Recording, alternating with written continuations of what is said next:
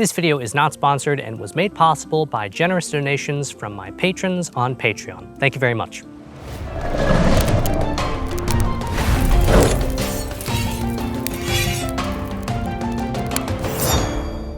Greetings, adventurers. My name is Kramer, and this is one of the most fascinating LARP weapons that I have in my collection. I actually would go as far as to say that it is the most unique LARP weapon that I currently own. So let's talk about it. Based on my research, this is the only Scottish basket hilt broadsword LARP sword available on the market right now. And for that reason alone, it is incredibly unique just as a find in and of itself. This sword is made by a company called Mitryl, which is a Canada-based artisan company that sells, I believe, exclusively on Etsy. And all of their swords are handmade to order, which is why it impresses me so much that this very small company is able to put out quality that it is compared with much larger companies, say like Kalamazoo. So I was looking for a LARP basket hilted broadsword because the kilt video is coming. We're building hype. Go back to the video.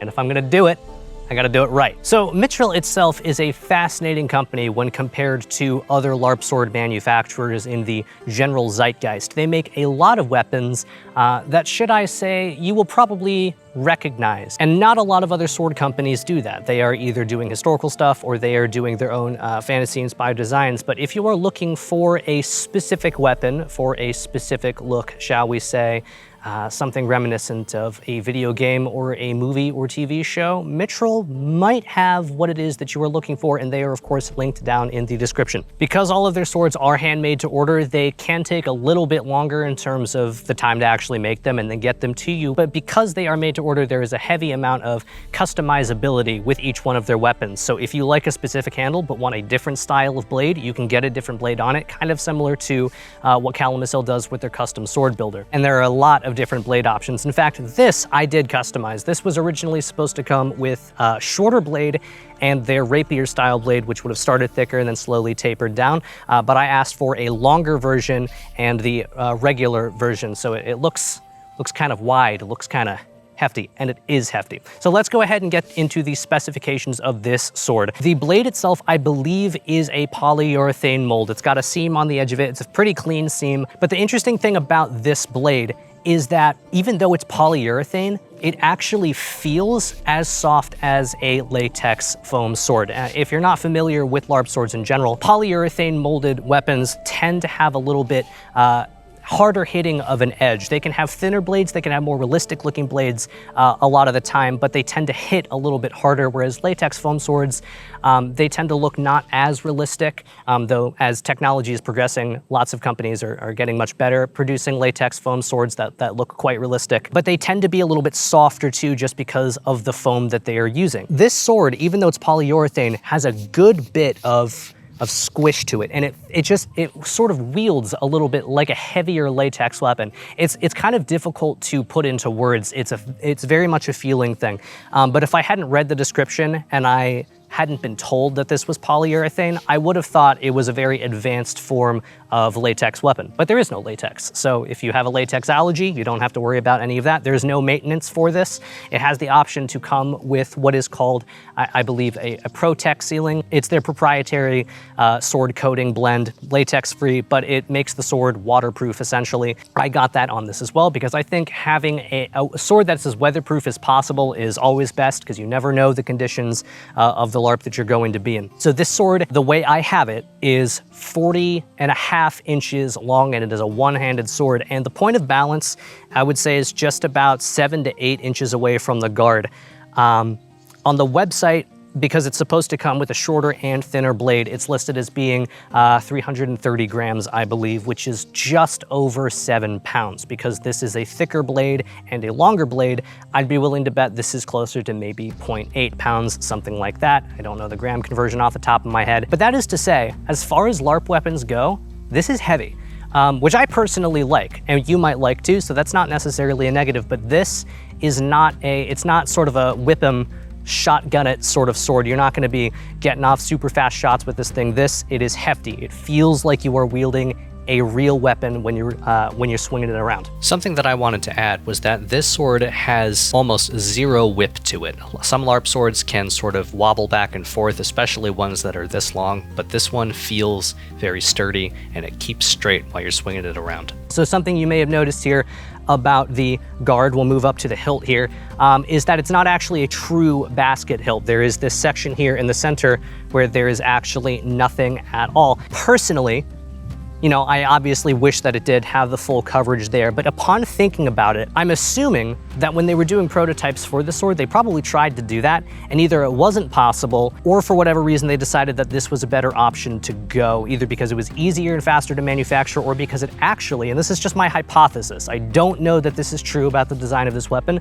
but I think for a LARP weapon, where the guard itself is malleable, it squishes when it gets hit, I think that this might actually be more stable than if you had had full coverage. So let me try to explain that.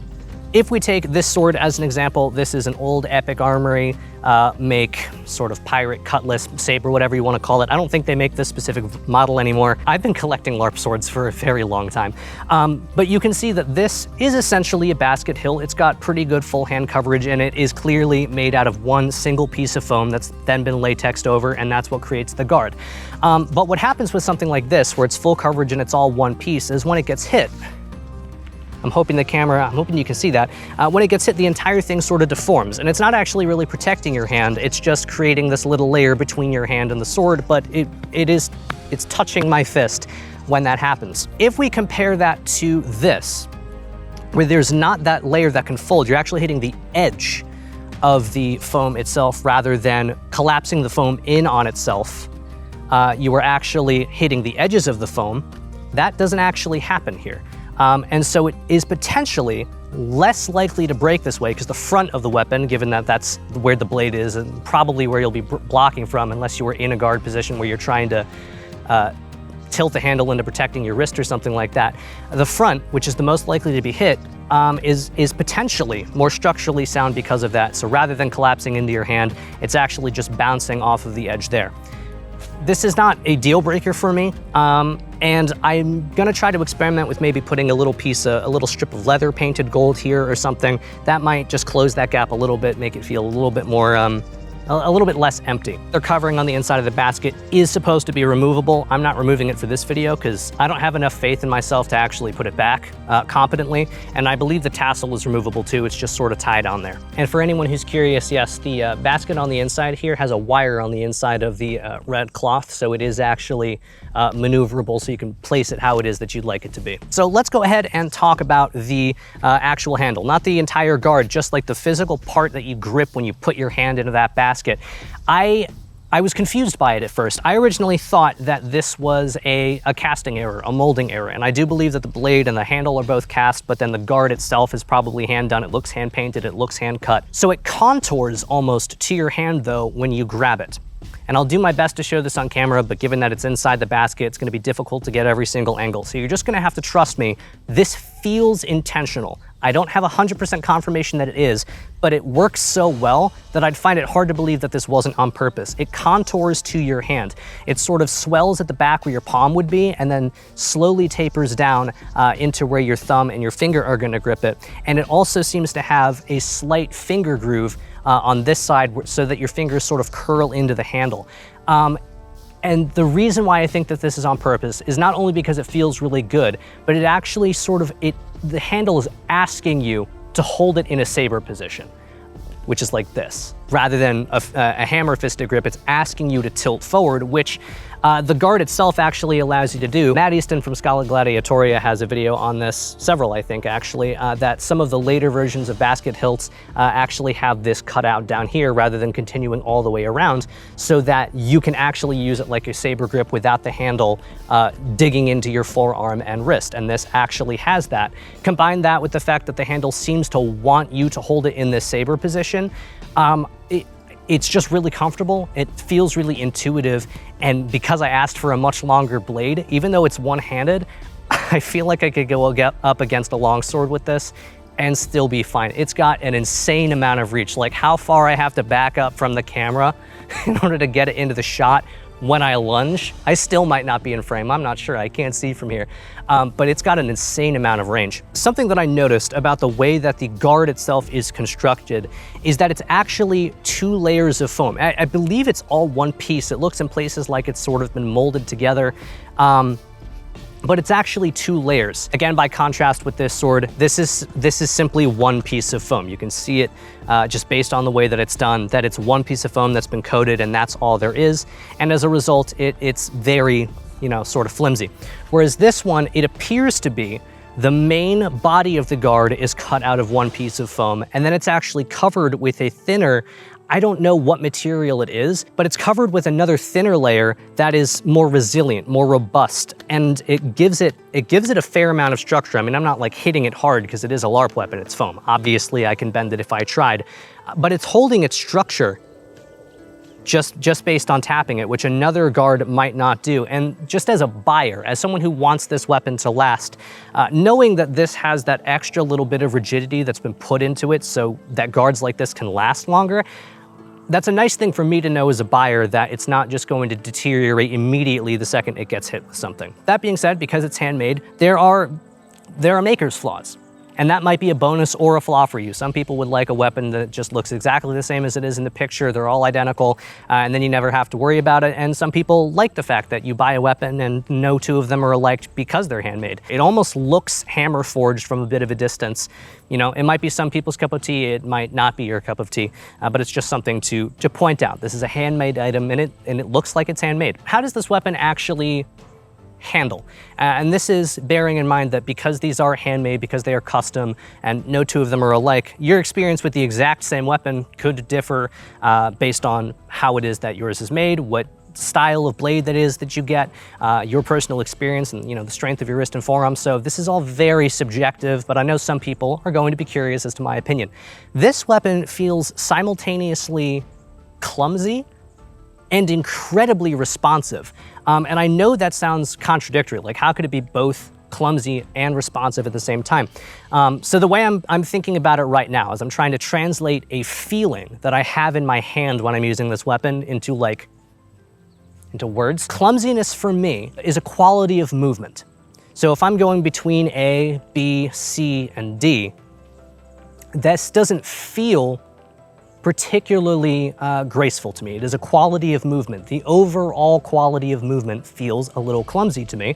And I think that is to do with the fact that I have a longer blade on this than they originally recommend. I have a fatter blade on it than they originally recommend.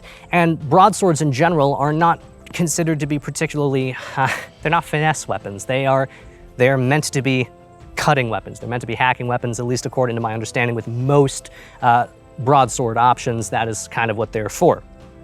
That being said, when I say that it feels responsive, responsive is just the amount of energy that I have to exert, the accuracy with which I can move from A to B alone, and then from B to C. It feels very responsive in the sense that I'm not having to work very hard, and I'm able to very accurately put the sword exactly where I want it without having to fight against it. That's what I mean when I say it feels responsive. For example, this is a windlass Steelcraft's LARP sword, the Viking version. They don't make these anymore either. I have a lot of old swords. But this weapon is pretty much the exact same dimensions. It's slightly shorter at 38 inches, the blade is almost the same length, the handle is the same length, and it is definitely lighter. I don't have an exact weight measurement for you, you're just gonna have to trust me, this is a lighter weapon. It's also a thicker weapon. The blade is much thicker, so it's got more wind resistance. So is it lighter? Yes. Does it feel less clumsy when I'm swinging it around? Yes, it flows much better. Yet at the same time, because of the wind resistance, because of the thickness of the blade, because of the point of balance, it feels less responsive at the same time, partly because the handle is completely circular. I feel like I'm not able to effectively put it where I want to as quickly and with as little energy as I am able to do with this weapon. This weapon just flies. It just immediately goes where I want it to go. So there are a couple of things that are, again, not deal breakers for me, but this is an honest review and I do feel the need to point them out to you. The first is that kind of in the responsiveness category, I feel like it could be even more responsive. The handle, as much as I like the contour, as much as I think that it's brilliant that it seems to be molded so that you can hold it in a saber grip, the handle is just a little too squishy for me. It's not as squishy as the blade, even here at the very tip where it's the stiffest, it's not that squishy, but it's squishy enough that I feel like it's just absorbing a little bit too much of my movement, and it's not giving me as much feedback as it could be. I still think it's a very responsive weapon, but I think it could be even better if the handle was just a little bit firmer. The other thing, which is potentially a bigger problem, is the tip. I don't think this tip is ever going to break. I think it's very sturdily done. But there's a very fine balance with LARP weapons. Where the sturdier a tip is, the less likely it is to break, and the more likely it is to hurt someone or at least not pass a weapons inspection. So this tip, it is a very, very firm tip. That's not something I personally care about. Like if I'm going to be fighting someone, you know, people spar with wooden weapons, with plastic weapons all the time. You know, those clearly don't have safety tips on them. So, but then again, you're wearing safety gear at the same time. But this tip is not budging. In fact, if I pushed hard enough, the sword itself would bend before the tip gave any more than it is. It is barely moving. And it also doesn't have a lot of give to either side. I can't feel the core in there.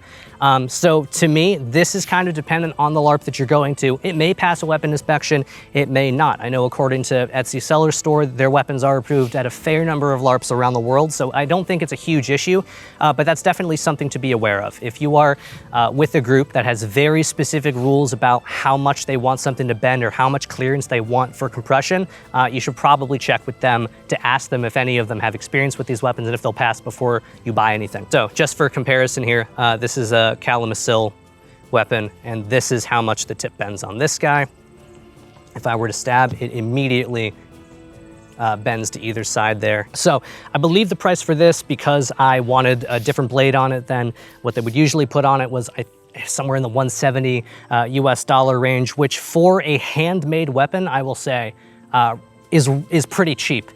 There are other companies that do handmade items like Italier's Nemesis, and they use the latex sort of variation, and those are apparently really top tier weapons. I've never had the privilege of holding one, but they're also really expensive. But for a handmade item, for a polyurethane cast blade, and those are very, very durable, they last a long time, 170 is not bad. It's at least on par with Calamasil in terms of price.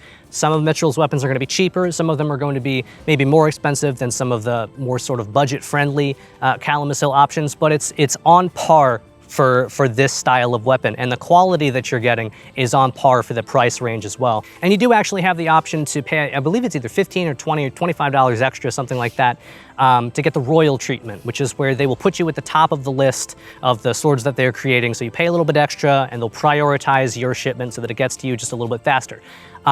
So I emailed Mitryl and I said, hey, you know, I'd like to do a review of this weapon. I'd also like to use it at an event. So I want this model of sword. I would like it with the longer blade, and I would like it with the standard blade. And I'd like you to do it as quickly as possible. So they got back to me and said that the person that specifically does the paint jobs on the handles and creates the handles was out for whatever reason, that they would check to see if they had any left in stock from a live event they were just doing. They didn't.